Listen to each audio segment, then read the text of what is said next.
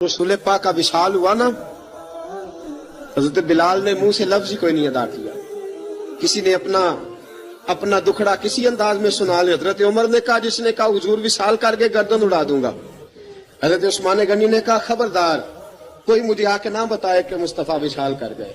हजरत अली मुर्तजा रज़ी अल्लाह तआला अन्हु ने फरमाया, ना भाई मेरे मुस्तफा पर तो मौत आती ही नहीं, जिस तरह आप लोगों पे सब लोगों ने अपने अपने इजहार कर लिए ना, बिलाल ने किसी को दुख बताया ही नहीं।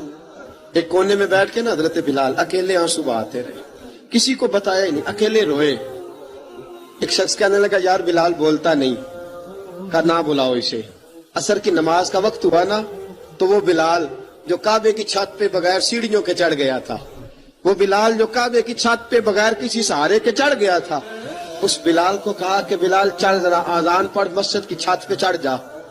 हजरत बिलाल कई बार चढ़े और कई बार गिरे, कई बार चढ़े और कई बार गिरे। हजरत बिलाल हबशी रज़ी अल्लाह ताला ने आवाज दी, कहा, सलमान मेरी मदद करना, मेरी मदद करना, अब मुझसे चढ़ा नहीं जाता, अब मुझसे जाया नहीं जाता। जनाब सलमान फारसी ने भी सवाल नहीं पूछा कि बिलाल तू बीमार है, ये नहीं पूछा। हजरत बिलाल को दो चार सहाबा ने उठाया, छत पे पहुंचाया। बिलाल ने अजान शुरू की। जब कहा ना अल्लाहु अकबर अल्लाहु अकबर, वो आवाज जिसमें बड़ा सोज होता था, बड़ी दर्द, बड़ी बुलंदी होती थी, बड़ा जोश खरोश होता था, आज वो आवाज दब गई। जब बिलाल ने कहा ना अशहदु अल्ला इलाहा इल्लल्लाह, हजरत बिलाल रज़ी अल्लाह ताला अन्हु ने थोड़ी देर रोक के सांस लिया। जब कहा ना अशहदु अन्ना मुहम्मदर रसूलुल्लाह, जो सारे चुप खड़े थे ना, उनमें से एक बाबा रो पड़ा, जिसका नाम अबू बकर सिद्दीक था। जब हजरत अबू बकर सिद्दीक की आंख में आंसू आया तो हजरत बिलाल छत के ऊपर जमीन पे गिरे, जमीन पे गिरे और कहा, अबू बकर ये ड्यूटी किसी और की लगा दे, ये ड्यूटी किसी और की लगा दे, अब मेरी रूह इजाजत नहीं देती, मुस्तफा करीम के बाद मुझसे अजान नहीं पड़ी जाएगी।